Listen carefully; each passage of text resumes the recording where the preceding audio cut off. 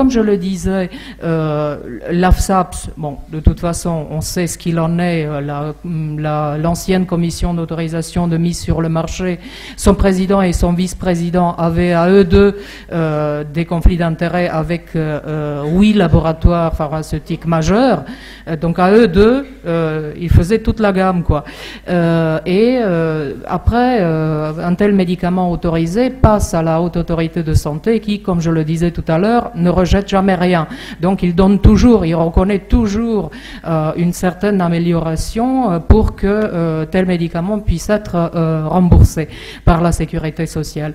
Et donc, le problème de ces médicaments-là, c'est que, bon, on peut toujours se dire, oui, mais comment on va calculer le prix ? Est-ce qu'on va dire aux malades d'un cancer en stade terminal, bon bah écoutez, bon débarras, vous mourrez de toute façon, pourquoi on va dépenser des 1000 et des 100 pour prolonger votre vie?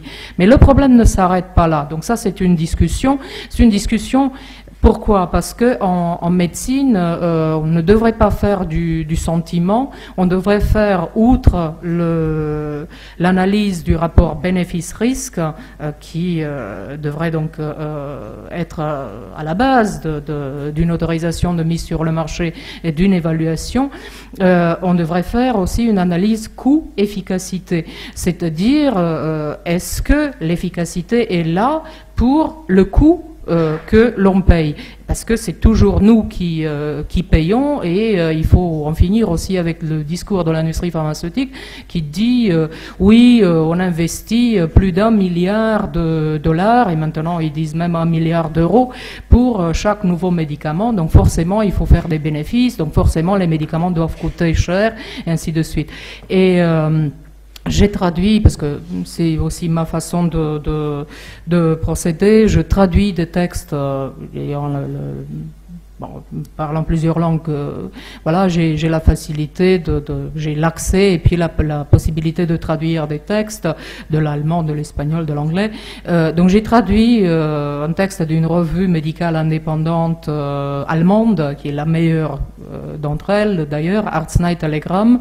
Je lui ai fait beaucoup de publicité méritée parce que c'est elle qui a dénoncé en premier le scandale du Gardasil, du vaccin Gardasil, et voilà. Après, j'ai fait tout un dossier là-dessus, là encore en libre accès, parce que là encore on parle de cancer, donc là encore on court-circuite la raison, puisque soi-disant ce serait un vaccin contre le cancer.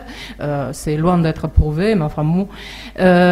Donc ce que je voulais dire, c'est qu'il faudrait aussi une évaluation coût-efficacité de ces médicaments, parce que nous parlons là de décisions de santé publique, et encore plus que dans une relation de soins individuels, lorsque quelque chose doit être prescrit en masse, la question, enfin la décision devrait être encore plus sérieusement fondée et analysée.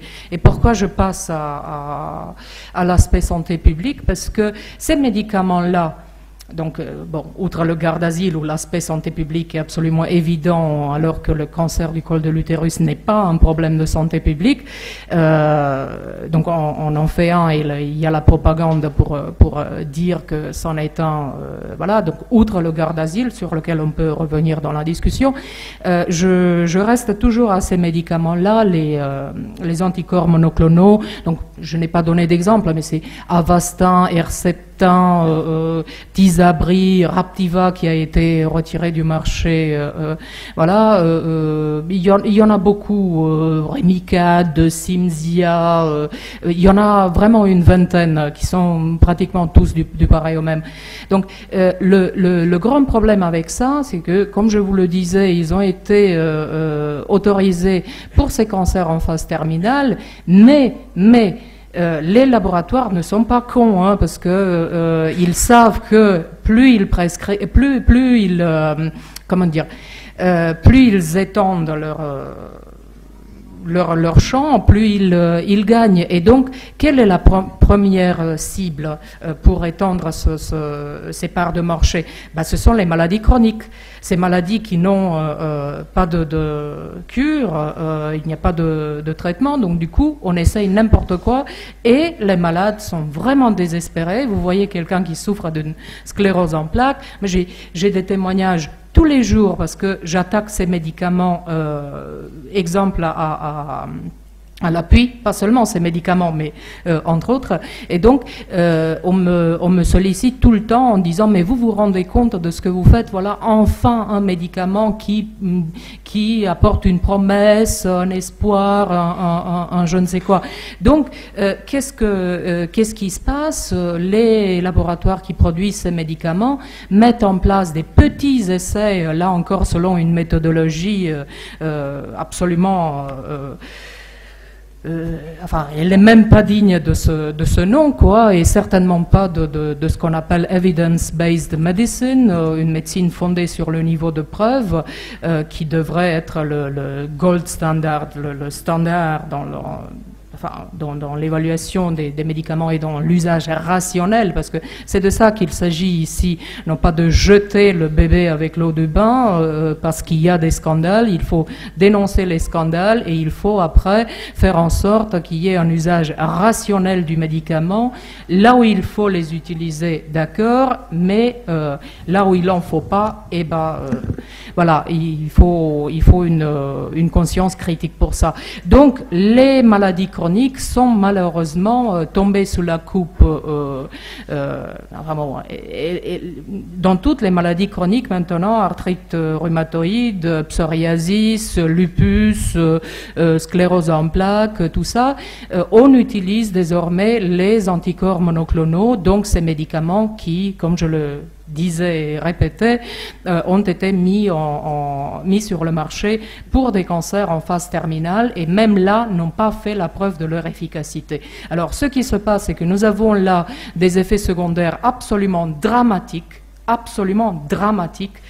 comme la LEMP, la leucoencéphalopathie multifocale progressive, qui apparaît chez les patients prenant n'importe lequel de ces médicaments-là, que ce soit pour une sclérose en plaques ou autre. Or, le problème, c'est que c'est une maladie qui est invalidante, qui va tuer, tout simplement tuer, après avoir, pendant quelques mois ou pendant quelques années, complètement détruit la vie de la personne. C'est une maladie neurologique, donc du système nerveux central, et on sait depuis le départ. Le Tysabri, par exemple, on l'a retiré une fois en 2005 parce que justement il y a eu des morts au cours des essais cliniques, morts justement de cette leucoencéphalopathie multifocale progressive. Or, qu'est-ce qui s'est passé? La pression des associations des patients instrumentés par l'industrie pharmaceutique, la pression des laboratoires fait qu'il a été réintroduit sur le marché sans nouvelle étude probante, et donc toujours prescrit dans la sclérose en plaques. Donc je vous parle là de médicaments qui sont prescrits larga manu, où on ne parle pas d'effets secondaires réversibles ou je ne sais quoi, mais d'effets secondaires absolument gravissimes, puisque ces médicaments, donc tous les anticorps monoclonaux induisent une immunosuppression. C'est à peu près ce que ferait un virus HIV, c'est-à-dire que le système immunitaire s'effondre, mais ça c'est induit par le médicament. Donc, dans ces maladies chroniques, on dit, bah oui, c'est tout l'intérêt, parce que du coup, dans cette maladie auto-immune qui est, je ne sais pas moi, le psoriasis ou la polyarthrite rhumatoïde, du coup le système immunitaire ne va plus attaquer ses propres tissus. Oui, mais du coup il y aura aussi la porte ouverte pour que le patient attrape tout ce qui passe. Outre la LEMP, il y a aussi beaucoup d'infections opportunistes, et il y a des effets secondaires absolument terribles. Donc ça, c'est un scandale à dénoncer absolument, cette classe des anticorps monoclonaux, et c'est pour ça que, bon, puisque c'était dans le sujet et que ça montre aussi un certain nombre de méthodes de l'industrie pharmaceutique, j'ai préféré insister là-dessus.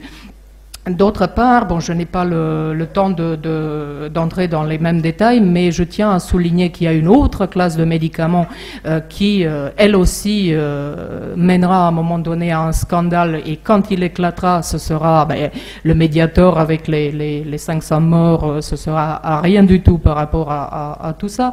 Ce sont les analogues agonistes GnRH qui, eux aussi, et on est toujours dans le sujet, eux aussi ont été prescrits au départ dans les cancers, ont été inventés pour ça, et on a là vraiment, de façon très ironique, une sorte de mise en abîme. Vous avez vraiment la classe de médicaments qui illustre parfaitement le cercle vicieux, c'est-à-dire on empoisonne l'environnement et on empoisonne les hommes à travers l'environnement par des perturbateurs endocriniens, pesticides, bisphénol A et autres.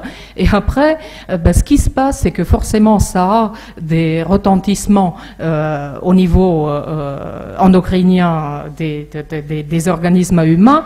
Et on va produire des perturbateurs endocriniens chimiques pour essayer d'agir là-dessus. Et je m'explique.